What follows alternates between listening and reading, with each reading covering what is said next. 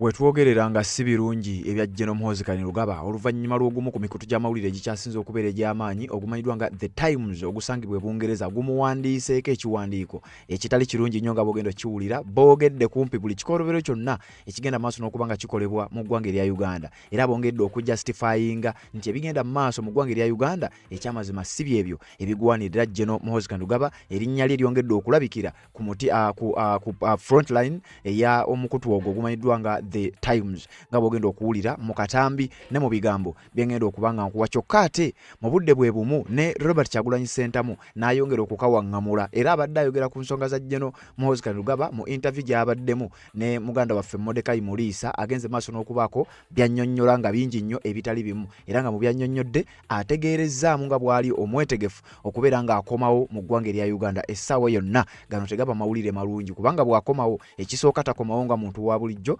takomawo nga bwe yagenda era nga n'ebimu ku ebyo byazze ng'ayogera singa aba akomyewo ebiyinza okuddirira ekyamazima si birungi eri abakulu abali mu buyinza. Waliwo ekiwandiiko kye ngenda okuba nga nkusomera ayogeddeko finally ye yennyini mu bigambo bye n'ategeeza nti neeno gye ndi mu ggwanga lya Amerika nnyinza okuba nti ndi mu ekizayiro naye ate siri ekizayiri ebigambo ebyo abinnyonnyodde era nga bw'ogenda okuwulira mu butambi obw'enjawulo bwe ngenda okukuwa.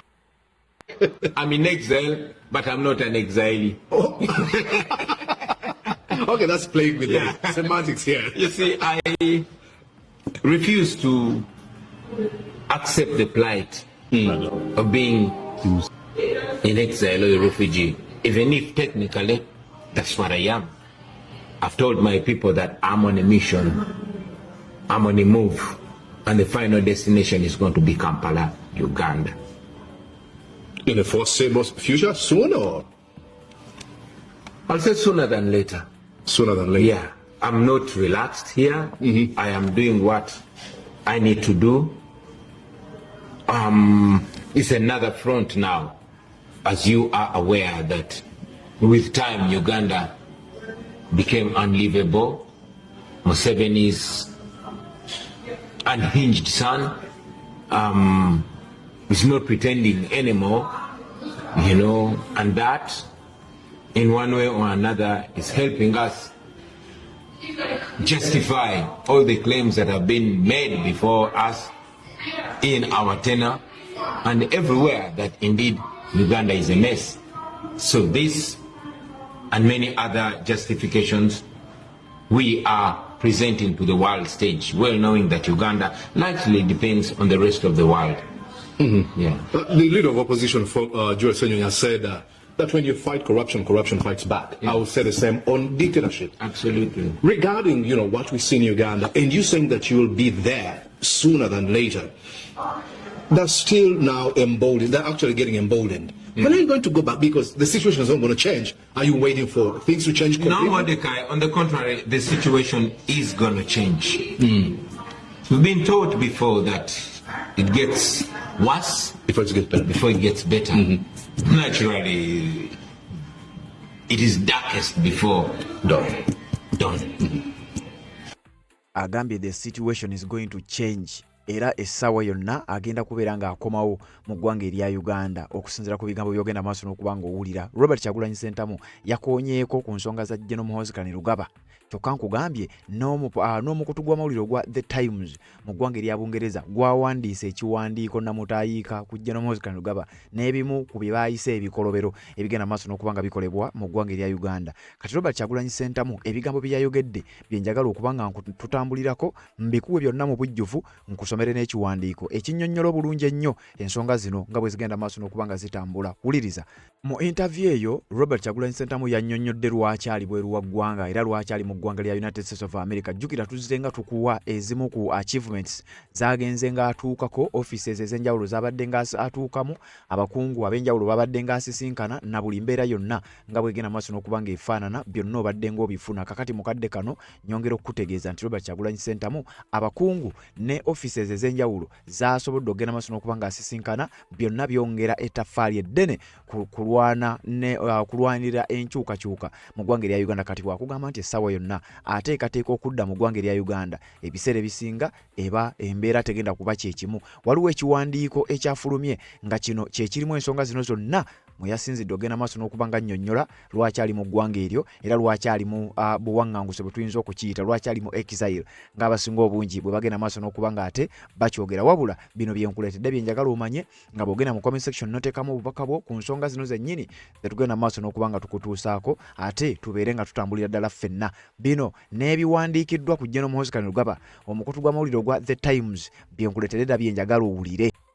Nsonga z'obufumbo olina omwami naye ng'akutawaanya olina omukyala ng'akutawaanya bajja ne bakwagalako ne bagenda gwe alina ebizibu mu byenfuna nga sente zikuyita mu ngalo wooteeka sente zifa bufi b'owola tebazza gwe aloota ng'ogwa mu nnyanja gwe alumizibwa omutwe nga guganye okuwona naawe aloota ng'ebintu bikozesa ensonga z'obufumbo nina ekifo ku mugga awali amayinja wennyambulirako ebisiraani ekikwa ekifiiriza omudibo obutaganja obutawiibwa nzijanjaba abantu ab'enzikiriza zonna nsiŋŋaanibwa njeru ku lw'ejjinja gwanjagala kuba ku nnamba yange eyo naawe ali ewala ennyo yita ku WhatsApp. Yes, webale kubanga okyagoberera yonna gy'osinzira okubanga gy'otulabira naddala gw'atambula naffe ku mukutu guno atanaba kubanga osubscribinga kikole kirira wansi awo olaba ekigambo subscribe kikwateko okwate kade ka notification kakuyamba okubeera omu ku abo abasooka okumanya olutuba tutaddeyo ate ne tuba nga tutambula ffenna kati okusinziira ku kiwandiiko kino ekirimu ebigambo by'ogenda okuwulira ne mu katambi kifulumya ng'ennaku z'omwezi 20 omwezi ogw'omusanvu omwaka 2026 era lwe lunaku olwaleero lw'ogenda okiwulira nga bagamba Bobi Wine breaks silence on running away. Saving my life was not abandoning the struggle. Okusinzira ku kibuuzo ekyamubuuziddwa n'engeri gye yakyanukudde nti mu ggwanga erya Uganda embeera eriyo oba eyaliyo naddala mu kaseera ako naddala ku ye ng'omuntu teyali nnungi nnyo era nga yali emuwaliriza okugenda maaso n'okuba ng'afuluma eggwanga erya Uganda olw'ensonga yali alina okusooka n'asevinga obulamu bwe. Tekitegeeza nti yabandoniza oba struggle yagisuddewo tekisoboka kubanga ne gyali ali mu kugenda maaso n'okuba ng'asaggula ali kugenda maaso n'okuba ng'akonkona enzigi ez'enjawulo offices ez'enjawulo n'okutuuka ku bakungu abatali bamu okulaba butya bwe bayinza okuyambako eggwanga erya Uganda okubeera nga linonolibwa. Wuliriza nga bagamba nti former presidential candidate and the National Unity Platform President Robert Kyagulanyi Ssentamu, popularly known as Bobi Wine, has become out to dismiss claims that he abandoned the struggle for democracy after leaving Uganda following the 2026 general elections. Robert Kyagulanyi Ssentamu yavuddeyo publicly n'annyonnyola era n'ategeeza n'okugumya bannayuganda nti ye tasobola era tekiri bwe kityo nga yabayise bannayiseyers bagenda maaso n'okuba nga boogera nti era bo bajja kubeerangawo banoonye kiki ekyokwogera ku mbeera nga bw'ebegenda mu maaso nti bo bajja kwogera naye tasobola kusuulawo struggle kubanga ye nga omuntu bannayuganda gwe batunuulidde kati ate tasobola kubavaamu ate nga naye bannayuganda batunuulidde wabula yali asooka kutaasa bulamu bwe okusinziira ku mbeera nga bwe yali n'abamu ku bamumyuka n'abamu ku bantu abadde bakola naye okubeera nga wetwogerera bali mabega wa mitayimbwa nga kyandibadde kizibu nnyo ate ye okubeera ng'awona kubanga bwe baba nga abali wansi we abamu bali mabega wa mitayimbwa abamu n'amayitire gaabwe tegamanyiddwa kitegeeza ate ye kali kabonero akalaga nti ate ye kyandibadde waasi nnyo. Wuliriza nga bagamba speaking in an interview with Ugandan journalist Mordecai Muriisa in the United States, Bobi Wine was asked about criticism from some of his supporters and the opponents who accuse him of fleeing the country at a critical moment. Nti bwe yabadde ku interview eyemu ne munnayuganda munnamawulire amanyiddwa nga Mordecai Muriisa mu ggwanga erya United States of America, Bobi Wine yategeezezza oba yayanukudde bamubuuzizza ku nsonga za aba critics oba abo aboogera amafuukuula eri ye ne struggle nga bwegenda maaso n'okuba ng'etambula yannyonnyodde ku bigambo ebyo byogerebwa nga bwe yasuulawo ba foot soldiers bwe yasuulawo abawagizi be era n'agenda maaso n'okuba nga ne ba opponents agenda maaso n'okuba nga abaleka beegazaanye agenda maaso n'okuba nga abinnyonnyola agamba nti si bwe bityo bwe biri nga mmwe bwe babasiigira ekifaananyi oba nga bwe mwagala bigende maaso n'okuba nga biba. Responding to the criticism, Bobi Wine said those questioning his decision are entitled to their opinions. Nti bwe yabadde responding oba nga yanukula yagambye abo bonna bagezaako okuquestioninga decision ye gye yakola ey'okusooka okufulumako mu ggwanga baddembe okubeera n'endowooza yaabwe, but maintained that preserving his life was necessary for him to continue fighting for the cause. Yategeezezza nti newankubadde bwe kityo bwe kirira bo we boogera naye ate okutaasa obulamu bwange okusigala nga nkyali mulamu ate kye kyali kisinga obukulu kubanga omulamu yasobola okulwana nali sijja kusobola kusigala nga nwana singa nattibwa oba singa abasajja bampamba ne banteeka mu mbeera nga gye baataddemu abantu be yali agenda maaso n'okuba nga akola nabo. We must know that naysayers will always have something to say. Ebigambo ebyo biwulidde era ogenda kwongera biwulira. Even when you survive, they will say, you recovered, why didn't you become a martyr?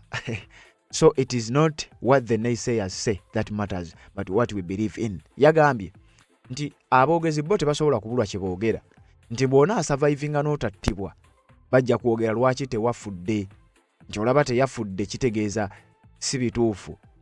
Naye ate baagala ofuuke omujulizi, kwe gamba baagala ofuuke saddaaka. Naye ate singa era oba ofudde ate era basobola okugamba nti kale afiiridde, kyebigambo ebifaanana bwe bityo. Robert Kyagulanyi Ssentamu bw'atyo bwe yagenze mu maaso n'okuba ng'ategeeza. Ne bagattako, he claimed Uganda's military and the security agencies were actively pursuing him but failed to capture him. Yagasseeko n'ategeeza nti kino nkimanyi era buli omu akimanyi, amagye mu ggwanga erya Uganda gaali gannoonya, gaalemererwa bulemererwa okugenda maaso n'okuba nga ganfuna, naye gaali gannoonya n'ab'ebyokwerinda bonna. Olowooza baali banjagaza ki? Baali bannoonya kumpa birabo.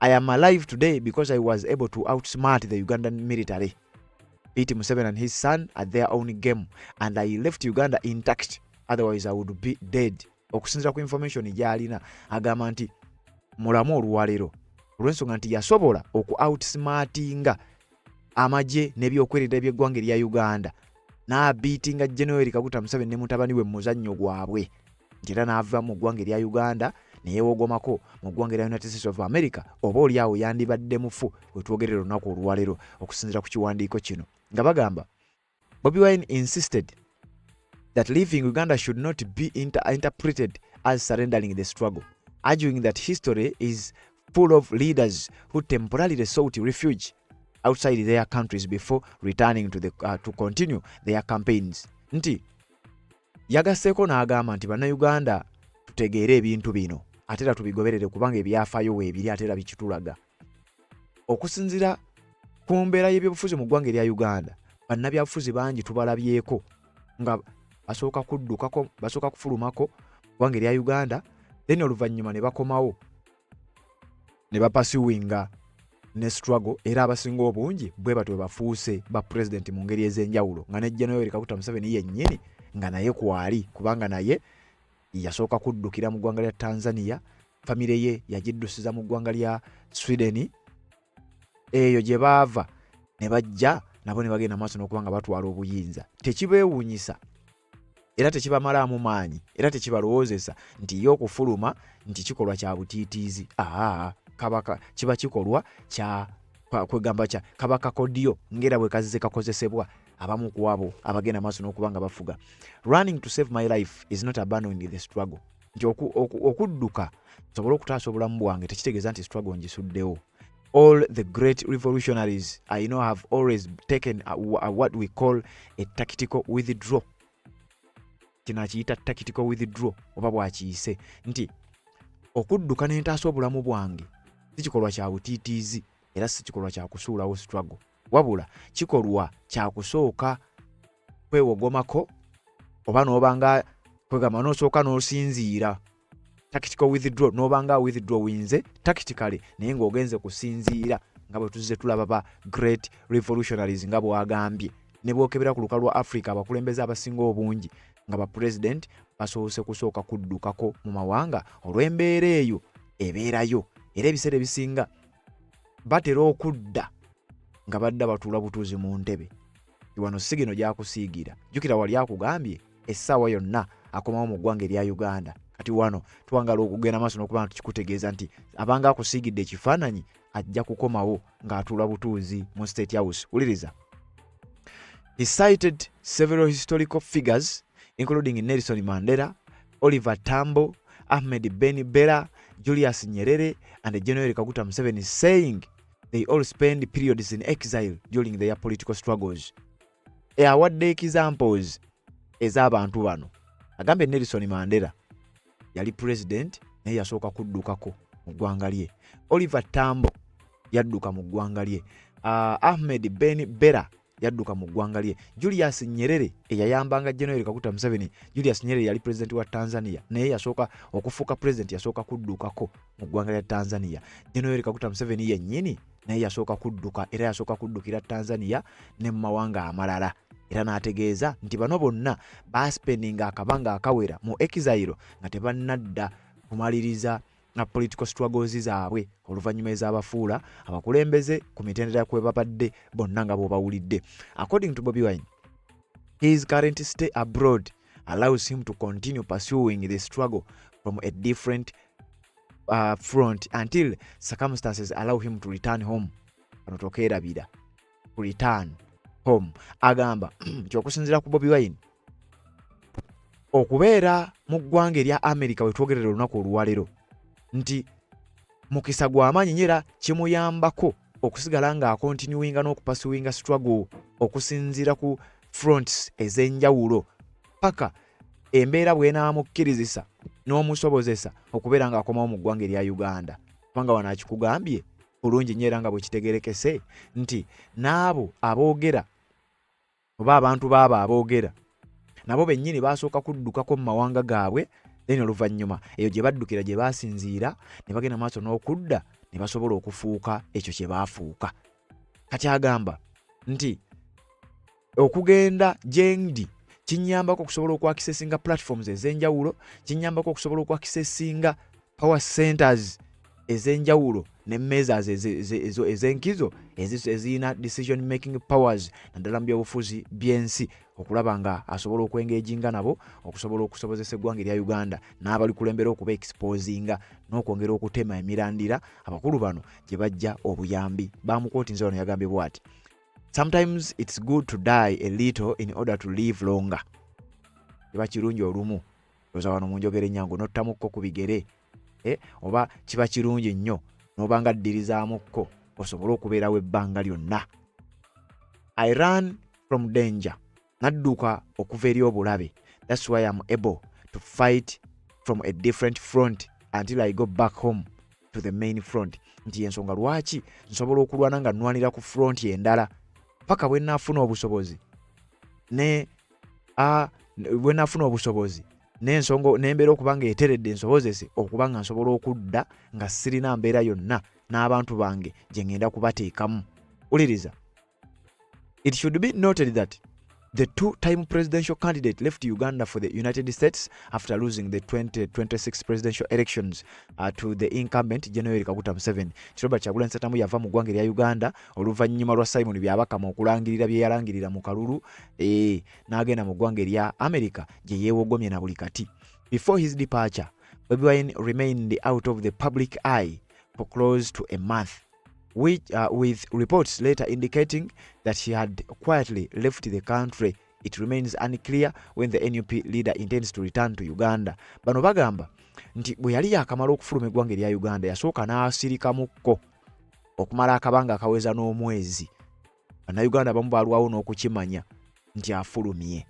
Wabula kisigadde nga kizibu nnyo okumanya ddi lwateeseteese okudda mu ggwanga erya Uganda. Tukajjukira nkugambye amadda ge gayinza okuba nga gajja kusiguukulula abantu bangi nnyo, gajja kuteekawo embeera etali ya bulijjo wanaddira mu ggwanga erya Uganda kubanga jjukira tukulaze bali bagenze bafuluma then oluvannyuma ne bakomawo. Wabula ebiseera ebisinga we batuukira okudda mu mawanga gaabwe badda karakita zikyuse, badda profile zikyuse bagenda okudda abamu nga olwedde bamaze n'okufuuka ba pulezidenti b'amawanga ago. Kakati Robert Kyagulanyi Ssentamu nga basajja bakyebuuza agenda kudda ddi era agenda kudda atya, ebigambo agenze maaso n'okuba nga abyogera era nga bw'abyogedde nange nsazeewo ngende maaso n'okuba nga mbikuwa osobole okuba nga obitegeera bulungi nnyo. Robert Kyagulanyi Ssentamu okusooka Mordecai Muriisa yamubuuziza ebintu bingi nnyo. Yasoose kumubuuza lwaki wadduka mu ggwanga erya Uganda, lwaki wagenda ebweru w'eggwanga erya Uganda okusobola okubeera ng'oli eyo. Bannayuganda bangi naddala bali ku sayidi eri mu buyinza bakikozesa. Yabagambye ensonga lwaki yadduka giwulirize mu katambi kano. Now you're in the US shortly after the election. Yes. Many people believe that political leaders should never abandon the struggle. There's a lot of criticism directed or headed to your direction. People saying you abandoned the struggle, you ran away. You are a coward. You have had people say this. Did you abandon the struggle? Why did you run away? Interesting. We must know that naysayers will always have something to say. Even when you survive, they'll say, you're a coward, why didn't you become a martyr? You know. Yeah. So it is not what the naysayers say that matters, but what we believe in. I'm alive today because I was able to outsmart the Ugandan military, beat Museveni and his son at their own game, and I left Uganda intact. Otherwise, I would be dead. As you are aware that the military, police, and all security agencies were looking for me. They failed. I proved to them that their intelligence is not as intelligent, and I made it out. But leaving Uganda or running to save my life is not abandoning the struggle. Maybe those people have not read history, but all the great revolutionaries I know have always taken that, what we call a tactical withdrawal.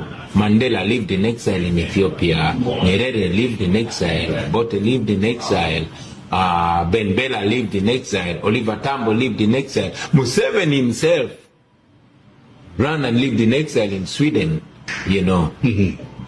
So we are taught mainly by Milton Obote that sometimes it's good to die a little in order to live longer. You know, I run from danger. That's why I am able to fight from a different front until I go back home to the main front. Yeah. Let's go back to what you said. You were able to outsmart the intelligence of Museveni. Some people have argued that you are actually helped by the Museveni. Now, there's a contradiction here. They say Museveni was looking for you, and at the same time, Museveni actually provided you escape. What do you have to say about that?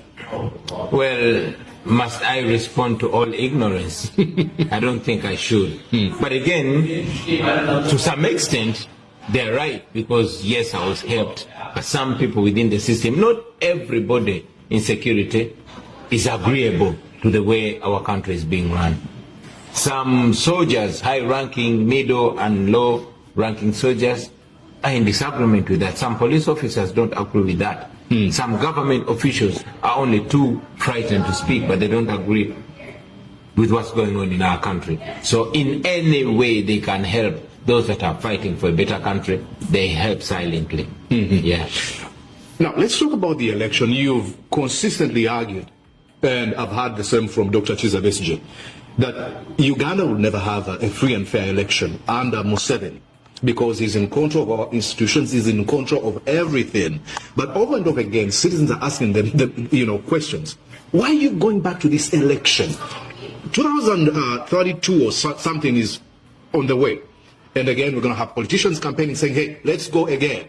Why do we go on and participate in this thing that we have come to conclude that, nothing's going to come out of that? Well, Mordecai, in the same way we've said, you can never get justice. You can never get real justice under the Museveni regime. But they take us to courts and we send our lawyers to represent us. They arrest our people and present them to court, and we go there to fight for them. We refuse to just fold our arms and sit back. We use the system, however bent and skilled it is. Sometimes to get justice, but other times to expose it. For example, I've said it time and again that I didn't go into this election expecting byabakama. Kakati byebimu ku bigambo bye yayanukudde, nkyakuwa nno katambi kakyali kawanvu, tukyagenda mu maaso nako. Mu bigambo ebyo, Robert Kyagulanyi Ssentamu yategeezezza nti teyagenda mu kalulu ng'asuubira byabakama okukwata omuzindaalo alangirire, wabula yagenda mu kalulu kamuyambeko okweexposinga ebintu ebitali bimu. Era oluvannyuma lw'akalulu ekikolwa eky'okutambula n'afulumako ko mu ggwanga erya Uganda kimala bumaze okulaga nti akalulu tekaali kalulu, it was a military operation, nga EU Parliament bwe bagenda maaso n'okubanga bafulumya resolution. Kakati njagala owulire. Abamu ku bannayuganda abadde bali ku sayidi endala babadde basiiga ekifaananyi Robert Kyagulanyi Ssentamu oba ebyokuabandoninga struggle n'ebirala, ngenda kwongera akatambi ka munnayuganda amanyiddwa nga Muvawala eyawangaalira ebbanga eddene ennyo mu mawanga ag'ebweru, yavaayo n'ayongera okkikkaatiriza nti Robert Kyagulanyi Ssentamu talina mbeera mbi gy'alimu, talina mbeera yonna egenda maaso na kubanga emukanga, wabula ali ku kaweefube obw'okulaba kiki kyayinza okuba nga agattako ng'ali sayidi eyo, era bw'anaaba waakukomawo agenda kukomawo nga mulala, era kyonna kyafumba mu kirinde kiyinza okuba nga si kya bulijjo. Omwami Robert Kyagulanyi Ssentamu Bobi Wine mukulembeze wa NUP omulonde talina mbeera mbi gy'alimu, ali bulungi, naye olw'okuba ng'omuntu nga toli mu nsi yo tosobola kubeera kyekimu. Ekisinga omuluma be bantu kitegeera bannayuganda abali ku ground, singa omuluma be bantu be abali mu makomera. Nga Bobby kumpi buli wiiki ng'alina gy'agenda n'akyalira ki abasibe. Essaawa eno takisobola, kimuluma nnyo ekyo. Ekisinga omuluma kwe kubanga nti bannayuganda engeri gye bayisibwamu nga tali wano, okitegeera. Kubanga bw'oba toli ku ground wakati wenjogerera ziri ssaawa meka? Ziri 9. Kati essaawa eno azuukuka buzuukusi, kitegeera. Ebyabaddewo ku makya ayinza okuba abitegedde kati, okitegeera. Yes, naye nga tebabalimba nti ali mu buzibu biki. Talina buzibu bw'alimu, eggwanga lyalimu limutreatinga bulungi, era kambabuulire ebintu byakoze nga tali wano ebibala mujja biraba. Meeting zatuddemu, connection zafunye, buli kimu ebibala bijja, si za bwereere. Ate kino kankibagambe nabana abasajja abali mu buyinza, meeting zabeeranga bweru wa ggwanga. Era waliwo President Museveni yava mu nsiko n'amala nga taliiyo emyezi eki, ng'ali mu bantu be bali mu diaspora, bambabazi be baali eyo, bamiitinga ne bamutwala mu gundi bakola ki. Okugenda ewa Gaddafi olowooza yali mu nsiko okumuwa emmundu, aba yali atambula. So kati naye ali mu kutambula, okitegeera. Tewali meeting gy'abeeramu entono, zonna nnene. Era ebibala mujja biraba, naye mwennyini akivumirira okuba nga tali mu nsi ye. Lwaki? Nga talina musango. Okitegedde ebibala ebya meeting ezo mujja genda maaso n'okuba nga mubiraba. Kakati mu bigambo bingi nnyo Robert Kyagulanyi Ssentamu yayogedde ku interview eri olw'onkuzaayo, yayogedde ku nsonga za General Muhoozi Kainerugaba.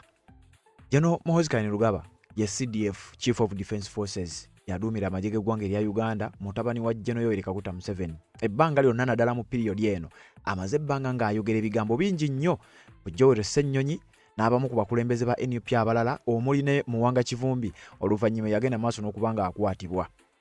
Nga sinnakutwala ku katambi ka muganda waffe agenda okunnyonnyola The Times, omukutu gw'amawulire bye gwawandiise ku General Muhoozi Kainerugaba, ngenda kusooka nkuwe Robert Kyagulanyi Ssentamu ye biki bye yayogedde ku General Muhoozi Kainerugaba, oluvannyuma nkuwe ebyafulumidde mu kiwandiiko ekya The Times ekigenda mu maaso mu ggwanga erya Uganda essaawa yonna. Wuliriza. You have seen now the son of the president, Museveni, Muhoozi Kainerugaba, is targeting Joel Ssennyonyi, wanting to get rid of him from the parliament, from his position actually, leader of opposition. What does this actually mean to you? First, I would like to say we are not defined by any position. I'm supposed to be in State House. I'm in exile. Alex Waiswa Mufumbi is supposed to be in parliament. He's in prison. Muwanga Kivumbi is supposed to be in parliament. He had 10 people killed at his house. Now nobody knows where he is because he was abducted. And many others. So it's not about the position. Of course, Museveni's son, Muhoozi Kainerugaba, has gone ahead to expose himself and expose the lawlessness of the regime, which is sad but beneficial to our argument. I mean, we don't have to waste so much breath, making that point. He has helped us make it. Unlike dictators that we are told about, Idi Amin killing people, Muhoozi takes pride in killing people. He self-confessed. He tortures people, takes their picture, and will put it on social media. So it makes our argument way easier. The Honorable Joel Senyonyi has and continues to play a very, very important role. No wonder he's targeted. I'm so proud of him. He's not shakeable. And if, again, they make that idiotic move in the Parliament of Uganda, so be it, because it will be further exposure. Senyonyi is not defined by a position. He's defined by what he believes in. That is why even when that indisciplined man tried to intimidate him, Senyonyi was not intimidatable. So it's not about any position. It's about what he stands for. Here's my last question. Talk about Muhoozi Kainerugaba, Museveni's son. Do you think he's got a mental problem? I mean, you've talked about back in the past when we had the likes of Idi Amin, they would deny. But the gentleman gloats in the abduction, torturing, and then takes pictures and posts them. Is that a mental problem? Something is fundamentally evil, wrong, grotesque with this man. I'm sorry, I'm not a psychiatrist, a psychologist to diagnose him. What's your conclusion about this man? Mordecai, do you believe in God? Yep, I do. Do you believe in prayer? Yes. God works in different ways. I've said it in the past that for all the pain that Museveni has caused to the people of Uganda, history has dealt him a blow through his son. Just imagine you were Museveni. You were smart enough to pretend and hide all your evil. And then, in your old days, when you think you're home and dry, that is what you have for a son. You have stolen everything, you've betrayed everybody in favor of your son, and that is the kind of son that you have. You think there's any worse punishment? You see, in Exodus, in the Bible, there's a story of a king of Egypt that had refused to let the children of God go. That king, the Pharaoh, we are told by the Bible that God put something in his mind and he did the wrong things. He pressed only the wrong buttons. Only the wrong buttons. Those are the buttons that I see Museveni's son pressing. And one day, inshallah, he's going to press the wrongest button that will have him and that criminal regime sent packing. So, whatever Muhoozi is doing, he thinks he's hurting us, but he's doing to his father and to his father's legacy and to himself, because make no mistake, at the right time, at the time of reckoning, he's going to answer for all these crimes against humanity. Yabadde ategeeza General Muhoozi Kainerugaba nti essaawa yonna ajja kwansalinga ku bimu ku ebyo byagenda maaso n'okubanga akola. Era bino tebyakomye wano n'ekiwandiiko kino we kyajjidde, wabula ekiwandiiko ekyo tetusobodde kukifuna mu bujjuvu bwakyo, wabula tugenda kukozesa akatambi akakwatiddwa muganda waffe Ssaalongo Kanka Kapita, era ku mukutu gwe we yagenze maaso n'okubanga akinnyonnyola ekiwandiiko kino. Njagala tukozese eddakiika zino ntono nnyo tumale okugenda maaso n'okubanga tukiyitamu, then oluvannyuma ngenda kujja mbere ng'ate tuwunzika ensonga eno otegeere bulungi nnyo, naddala bali mu comment section ngenda kujja mbere nga nziyitamu mu ngeri emu oba endala. Omukutu gw'amawulire ogwa The Times nga gusangibwa mu ggwanga ery'Abongereza bawandiise ekiwandiiko ku General Muhoozi Kainerugaba nga bamudefininga nga mutabani w'omukulembeze gwe baayise nakyemalira nti era atalina gy'alipootinga.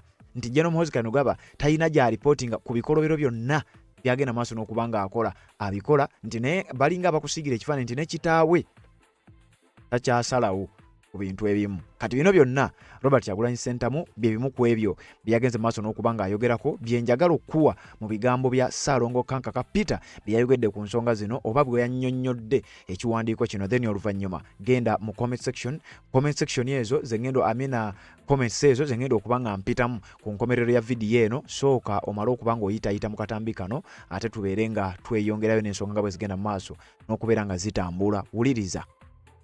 Atwali mu lupapula The Times ku biki ebiwandiikiddwa ku mutabani mwa Nakyemalira e Bungereza. Olupapula lwenjogerako luliko omutwe guno wammanga.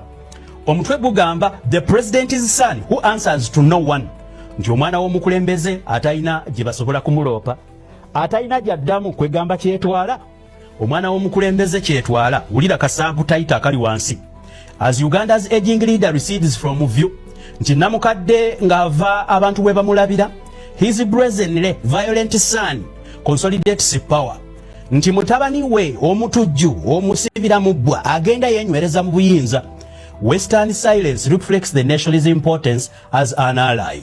Nti okusirika kw'abazungu kumaze okulaga zi gavumenti zaayo nti namwe ebikola bya Muhoozi ne musajja mukulu Museveni mukkiriziganyiza nabyo. Ekifaananyi mukiraba, tweyanza nnyo munnamawulire ayitibwa Jane Flanagan, ono akiikiridde ebirowoozo by'abantu b'e Bungereza okubiwandiika mu lupapula oluyitibwa The Times. Kakati basebo ne banyabo mu Amerika kitokota kati ne Bungereza esitukiddemu. Kino kibalaga ki ku lutalo lw'embagamba olujja. Baba badde balowooza nti nno Muhoozi Kainerugaba agenda keera ku makyawamba obuyinza muswadde. Ensi yonna tegenda kukikkiriza, tekigenda kubeera kityo. Silence gye mubadde mulaba akigezeeko mwe mugenda kukiraba. Kakati muwulirize abantu b'e Bungereza kye bagamba gavumenti yaabwe. Ntandise atiko yonna. The threats are delivered on X, nti okutiisatiisa akuwandiika ku mutimbagano, often followed by images of them being carried out. N'akugobereza ebifaananyi ng'ebyo byatiisatiisiza bikoze. A lawyer says from his home and shown blindfolded, nti lawyer omukwate gwe bajja mu maka ge ne bamulaga nga bamusibye ekikookolo. Opposition figures hunted, abavuganya gavumenti bayigibwa. Independent media outlets shut down by the troops, nti amawulire abakola ku lwabwe baggalwawo ebibinja by'abasirikale. Kakati akokeeka samare aka atiko yonna. Wuliriza. President Museveni 81 has ruled Uganda for 40 years. Nti Museveni namukadde w'emyaka 89 afugidde emyaka 4. But his eldest son General Muhoozi Kainerugaba but it is his eldest son, mbadde nkisomye bubi, but it is his eldest son General Muhoozi Kainerugaba who increasingly wields power in the East African nation. Nti namukadde Nakyemalira w'emyaka 81 afugidde emyaka 4 naye kati mutabani we omukulu Muhoozi Kainerugaba saawa eno yazunga n'obuyinza. Wielding kitegeeza kuwuba buyinza, yawuba n'obuyinza mu ggwanga ery'obuvanjuba bwa Africa. His growing willingness to exercise the authority brazenly through abductions, political purges and crushing of dissent suggests that a long-anticipated dynastic succession is well underway. Nti engeri gy'akyagaddemu okulaga nti kati saawa eno yali mu buyinza, abukwata nagalaale ng'ayitira mu kuwamba abantu, okuteekawo okutya mu by'obufuzi, saako n'okunyigontola abawakanya gavumenti. Kino kiraga nti ekyo kimubadde mulindirira ebbanga lyonna ekyobukulembeze obwesikirana mu bwa pulezidenti tekikyali wala, kati kigenda mu maaso. Since winning the second term as president in January after an election that took place under the internet blackout and was marked by brutality and rigging allegations, Museveni has taken a back seat, leaving a 50-year-old son and army chief to exert control. Nti okuva namukadde bwe yabba akalulu mu mwezi gwa January omwaka guno gwennyini ng'amaze okuggyako intaneti ng'amagye gawambye ne batulugunya abantu, kakati yadda mabega, atudde mabega nadda mu kizikiza ne yeekweka. Mutabani we wa myaka 52 kakati agezaako okukakawo exerting kutegeeza okweteekawo olw'empaka oba okunyigawo. Mutabani we kati ow'emyaka 52 yanyigawo obuyinza. Bino sinze mbyogera biri mu Popular lwa Times olw'eranda, bino bibagamba gavumenti yaabwe. As followers of Kainerugaba's busy social feed well know, the graduate of the Royal Military Academy Sandhurst has repeatedly vowed to succeed his father. Bino no biva London abantu bayo be babiwandiika. Nti ng'ababadde bagoberera omutimbagano gwa Muhoozi Kainerugaba nga bwe mukimanyi bulungi nnyo, nti ono eyasomesebwa mu ttendekero ly'e Bungereza eriyitibwa Sandhurst azze alayira nti yalina okusikira kitaawe. until recently his inflammatory posts on X, threats to invade Kenya, to behead his father's biggest political rival, all demands that Jay-Z hand over his wife Beyonce were dismissed as antics of a vulgar, arrogant soldier, but no longer. Sinze mbiwandiika mbikutera waawo naawe byesomere nze ndiwo bisoma bwe mbidiza mu bannaffe abatagenda nnyo luzungu kakati wuliriza nti ng'abagoberezi ba Kainerugaba ku mutimbagano gwa X bwe mukimanyi obulungi nti omusajja ono eyayigirizibwa mu ttendekero ly'Ebungereza eriyitibwa Royal Military Academy Sandhurst aze yeewera nti yalina okusikira kitaawe mpaka jjojjuzi ly'abalamu aze akola okutiisatiisa ku mutimbagano gwa X okugeza bwe yatiisatiisa eggwanga lya Kenya bwe yagamba okujjako Kizza Besigye omutwe nejjo bwe yasabye Jay-Z nti akwate mukazi we Beyonce amumuwe bantu bulijjo balowooza nti buno bubaddi bwa muntu atalina mpisa eyeeyisa ng'atali mubuulirire naye si bwe kiri kakati kituuse essaawa eno kirabwako byonna byabadde akola it is written here but no longer saawa eno tubirabako katweyongereyo omanyi abantu abatakkiriza abantu abaludde nga bakkiriza mu gavumenti ya Museveni balowooza w'amaanyi talivaako bantu bangi nnyo ababadde abamaanyi okwetooloola ensi naye okutya okuli mu bannayuganda abantu balowooza naye mulowooza kitwala sekendi zimeka Museveni okumuggyako weewaawo Oweekitiibwa Kyagulanyi yatugamba twetaaga okoola ku bantu okuggyako gavumenti tekyetaagisa bannayuganda ffekka kakati muwulire Abangereza bali mu mugongo gwaffe abadde awakana biibino mbisoma wano bw'oba naawe omanyi oluzungu byesomere. Gerard Walulia, an academic at Makerere University in Kampala, said Kainerugaba's online threats had once been dismissed as a bluster, but many were now being carried out without any form of restraint from the father. Nti omuyivu Gerard Walulia ono ng'ava ku ssettendekero ya Makerere agamba nti Kainerugaba n'ebyo byonna byabadde awandiika abantu bulijjo balowooza byakusaaga nga balowooza ayogeramu bwogezi naye essaawa eno abiteeka mu nkola nga kitaawe Namukadde Museveni tamugambako yadde era tamuyimiriza. The repression reached Uganda's coast this week when Kizza Besigye, Museveni's long-time rival, appeared at his treason trial without his chosen defense lawyer. Nti okunyigiriza n'ebino byonna byayogera kwatuuse ku ntikko nga kulabibwako mu kkooti Kizza Besigye balabiseeko mu kkooti okwerenemba n'emisango gy'okulya mu nsi olukwe ono yabadde talina bannamateeka be. His lead counsel, the former Lord Mayor of Kampala, Elias Lukwago, was seized by Kainerugaba soldiers last month, while his Kenyan co-counsel, Martha Karua, was barred from entering the country. Nti Besigye yalabiseko mu kkooti nga bannamateeka abo abakulembeddemu tebalabikako. Lukwago yakatibwa mwezi guwedde ate munnamateeka omulala Martha Karua Munnakenya ye baamugaana okuddamu okuyingira eggwanga. Wuliriza bino biwandikiddwa mu The Times olupapula lunene nnyo olw'omu London abadde talumanyi bassebo ne bannyabo olupapula luno luwangaaliddewo okumala ebbanga ddene era lwe lukola olupapula nga The Sunday Times digital edition zonna kweziri ne bw'oba oyagala olupapula luno gwe gendayo olusome bwewaawo bw'oba obadde tolumanyi olupapula luno lwatandikibwawo mu mwaka 1785 oba jjajjawo ne jjajjawo yali azaaliddwa kakati bwe baba bawandiika manya bye bawandiika babitegeeza ffe mu mawulire bw'olabanga omukutu guwangadde ebbanga kitegeeza gulina abagobereza abagubeezezaawo kakati towakananga ebintu byabakolera abantu babeera babyesiga muwulirize. We know this trial mbadde ku Kizza Besigye ne okugaana bannamateeka abo okuyingira kakati direct quote Besigye yagamba we know this trial won't be fair tukimanyi bulungi tewagenda kuba bwenkanya. Besigye ow'emyaka 7 yagambye kkooti olunaku olwa Monday. Besigye is a 4-time challenger to Museveni for presidency and was once his personal doctor during the Bush War that brought Museveni to power in 1986 before the two fell out. Nti Besigye ono yali musawo wa Museveni nga bali mu nsiko nga babiri bano tebannaba kumera butakkaanya ono bali mu nsiko mwaka gwa 1986. He has been detained since he was abducted in Kenya and smuggled back to Uganda in 2024. Abadde mukwata okuva lyakwatibwa lwe yawambibwa abducted kitegeeza kuwambibwa sinze mbiwandiika saagala nteekemu bitaliimu. He has been detained since he was abducted abadde mukwata okuva lyawambibwa mu ggwanga lya Kenya n'akukusibwa smuggled back to Uganda in 2024. The abuse captures the reach of a man who now answers to no institution. Nti ebikolwa bino kakati bituukiridde eri omusajja atalina muntu gwaddamu talina accountability ku muntu yenna tewali amugambako. When Kainerugaba shut Uganda's largest independent media group last month, declaring, "I do not believe in a free press," it was he who gave the order. Yes, kakati olutambi olwo jja kgenda maaso n'okubanga olumalayo n'ekiwandiiko ekya The Times osobola okugenda maaso n'okubanga okifuna osobola okubanga okisomerako ddala mu buwanvu bwakyo obeere ng'okinnyonnyoka bulungi nnyo kibadde kinnyonnyola ebigambo General Muhoozi Kainerugaba bye yayogera ku kukwata Dr. Kizza Besigye ebigambo ebirala byonna ebibadde byogerebwa ku His Excellency Robert Kyagulanyi Ssentamu n'abantu ab'enjawulo byonna nga bwe bigenze maaso n'okubanga bitambula kakati neebaza abatambula naffe era abatambudde naffe naddala abo bemmanyi nga mujja mu comment section ne muteekamu obubaka bwammwe mubeera ku mukutu guno ne muwulira updates zonna zigenda maaso n'okubanga tubawa ate abamu ne musobola n'okujjako mu inbox ne mubaako bye mututegeeza ate mu ngeri emu oba endala His Excellency Robert Kyagulanyi Ssentamu ng'amaze okukawaŋŋamula era ng'amaze okukitegeeza nti essaawa yonna yandiba nga ajja kukomawo mu ggwanga erya Uganda nga bw'owulidde naffe ne tusalawo tugende maaso n'okubanga ate kubikutuusaako kakati njagala kwebaza abantu ab'enjawulo abatava ku mukutu guno mami wange Elizabeth okuva e UK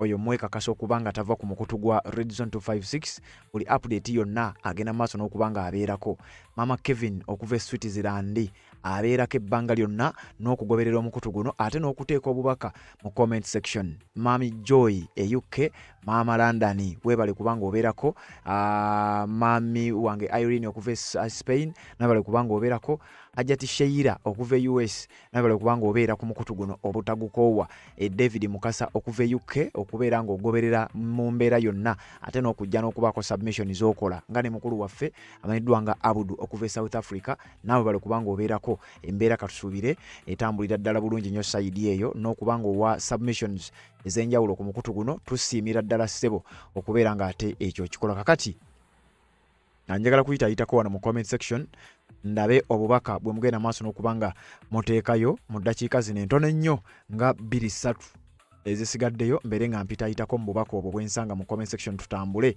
ngenda kusoma busomi mannya kubanga messages nnyingi Nalubo wa Josephine n'agamba we bali kuweereza nawe bali kubanga obeerako Nanyonga Vivian we bali kubanga naawe obeerako Abi Ronnie nga bulijjo we bali kubanga obeerako ono bamuyisani naye ataddeko obubaka bwe erinnya teritegeerekeka Nakawesi Fatuma nga bulijjo we bali kubanga naawe obeerako ku mukutu guno gwa Red Zone 256 Sise Kivumbi nga bulijjo bali kubanga kuli obubaka bwatuuse Akamande Mande nga bulijjo agamba we bali kuweereza nawe bali kubanga ogoberera ate n'okuteeka nga obubaka mu comment section wano Remox Peter we bali kubaako Musiitwa Muhammad we bali kubaako Liza Beth we bali kubanga nayo kuoli Collins Semugoma we bali kubanga ogoberera obubaka bwatuuse no bamwise Tashadi God's son ambassador we bali kubanga nayo kuoli Alice Kin nawe bali kubanga ogoberera Patrick Amula we bali kubanga obeerako Alfred Kuku nawe bali kubanga kuoli message yatuuse no bamwise